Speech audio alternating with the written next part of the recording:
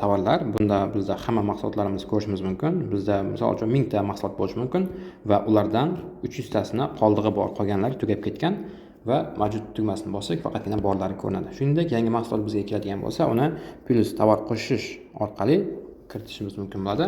Yangi tovar qo'shish nomini kiritsak bo'ladi bu yerdan. O'sha Dostoyevskiyning kitobini qo'shaylik. Qiyofadosh. Birligi donada yoki o'zimiz xohlagan birlikni qo'shishimiz mumkin. Bu yangi birliklarni saqlash birliklari orqali asosiy admindan qo'shib olishimiz kerak bo'ladi webdan. Bizda donada turishi yetarli.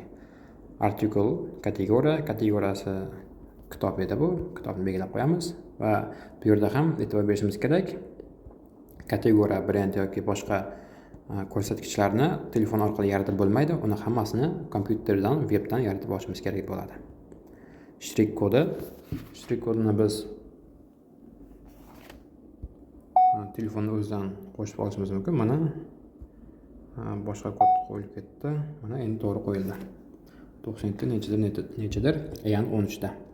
Agarda mahsulotda bir nechta shtrix kod bo'lsa, yana shtrix kod qo'shib ketishimiz ham mumkin. Lekin hozir ushbu kitobimizda faqatgina bitta shtrix kod bor va buni o'chirsak ham bo'ladi. Va sotuv narxini qo'shib ketishimiz mumkin. Sotuv narxi 27 mingmidi, esimda yo'q, 27 ming bo'la qolsin. Va uni shu vaqtni o'zida birato'la rasmni ham qo'yib ketishimiz mumkin. Kameramizni yoqib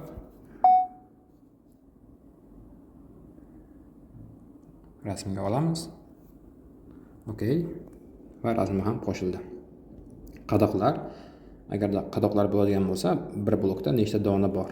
Bir blokda ushbu kitobdan 10 ta bo'lsin. Va qadoqni shtrix kod bo'lsa, uni ham qo'shib qo'yishimiz mumkin. Va ko'proq ma'lumotlar bu yerda ushbu kitobimizga yoki mahsulotimizga guruh, brend qo'shishimiz mumkin, asosiy birligini o'zgartirib qo'yishimiz mumkin yoki partiyaviy hisob agarda yaroqlilik muddatli yoki partiyali yoki seriyali raqamli mahsulot bo'lgan bo'lsa, buni ham o'zgartirib qo'yishimiz mumkin bo'ladi. Hozirda bular shart emas, saqlashni bosamiz. Va endi faqat mavjud bosib qo'yganimiz tufayli bu yerda ko'rmayapti, o'chirsak bizda mana qiyofada ko'rinyapti. Bunda rasmi ham bor, narxi 27 ming. Endi buni biz xarid qilishimiz ham mumkin xohlasak. Xaridlar bo'limiga o'tib, xarid qo'shish, ta'minotchi Hunter bo'lish mumkin yoki Picassodan olaylik. Tovar nomi qiyofadosh. Miqdori 50 ta. Narxi so'mdami, dollardami? Narxi 2 dollardan bo'lsin, taxminan 24 ming bo'ladi. Jami 100 dollar bo'lyapti. Qo'shish bajarildi. Pul bermaymiz Picassoga, yakunlash. Undan qarz bo'lib turaylik. Va ta'minotchilarni ko'rsak, Picassodan 100 dollar qarzimiz va tovarlar bo'limiga qarasak, qiyofadosh 50 ta dona bor. Tan narxini ko'rinadigan qilganmiz 2 dollardan va sotuv narxi 27 ming so'mdan. Foydamiz 3 ming so'm bo'lyapti taxminan har bittasidan.